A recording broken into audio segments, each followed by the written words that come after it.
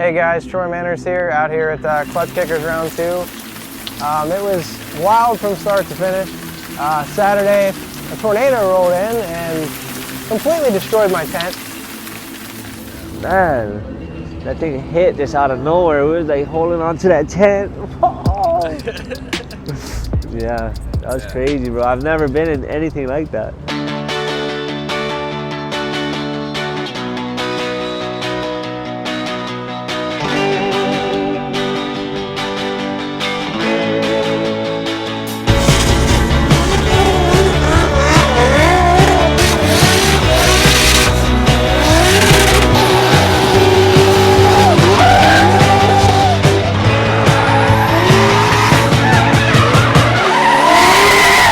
Hey, my name is Goodin. I'm here at Klutch Kickers Round Two, driving Troy Manners S14.75, I think you call them. 1J big turbo, running a Link ECU.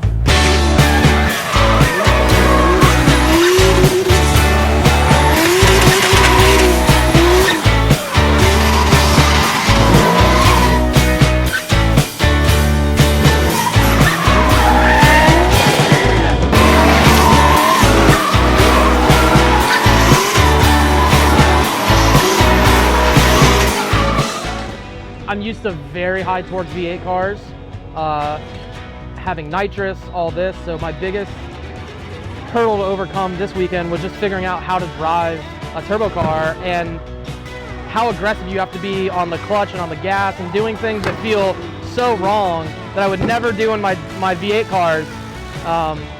Just a weird thing to overcome, but you know, I got about 6 to 8 laps in today and kind of figured it out, and now I'm feeling really good in it.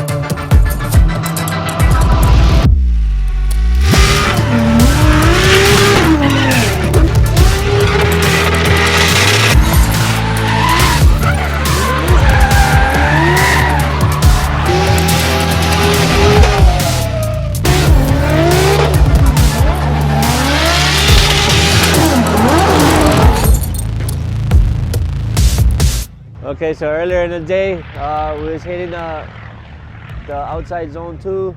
Went a little bit too hard on it, kind of hit the guardrail, kind of threw the alignment off and whatnot, but we got that all sorted out. Right after that, about 2 laps after, the whole front end broke off. Control arms, coilovers, tie rods, but luckily I have a good crew. We got everything sorted out and we're ready to battle today.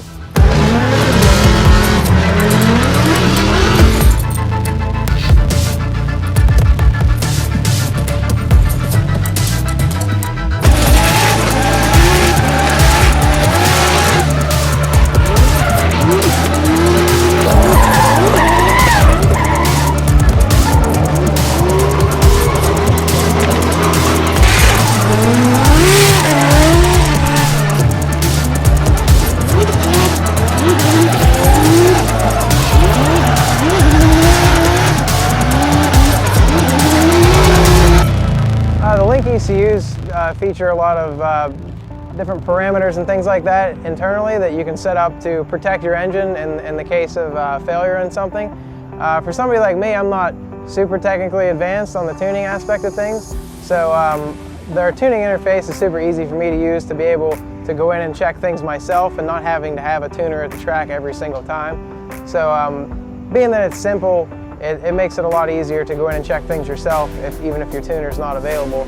And just the different parameters and things in the ECU makes it super safe on the engine. So if you do have an issue, the ECU picks up on that and it will save itself. And there's all kinds of different things you can set as far as oil pressure sensors, fuel pressure sensors, wideband intake air temperature. I mean, there's a ton of different things you can do with it, and pretty much set up for any car, any motor setup you want to run. You know, we spend a lot of time on these motors, and a lot of time, money, effort, everything on these motors, and with the Link you can put fail-safes in, to where if anything seems out of the norm, the Link will kind of put the car into like a limp mode or do what it can to save your time and effort and money, and let you come back to the pits, figure out what's wrong, and then go back out. At the end of the day, it's all about driving and getting better.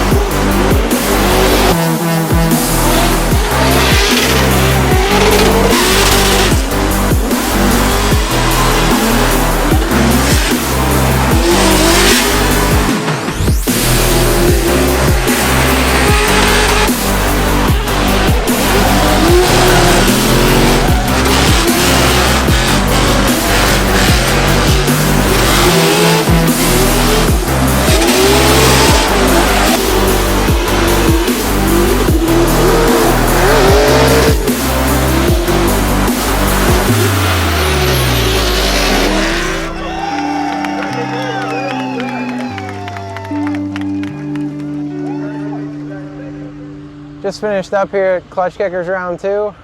Extremely wild weekend. Ended up 4th overall.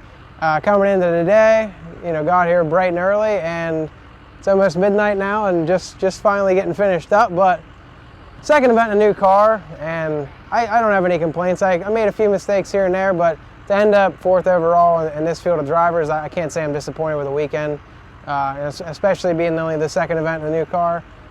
Went phenomenal, crew did a phenomenal job, and car worked really well. So excited for round 3 and make a few adjustments to the car, get a little more seat time, and I think we got a real good shot at winning in this car.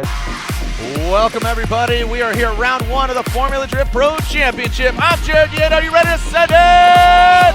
Atlanta!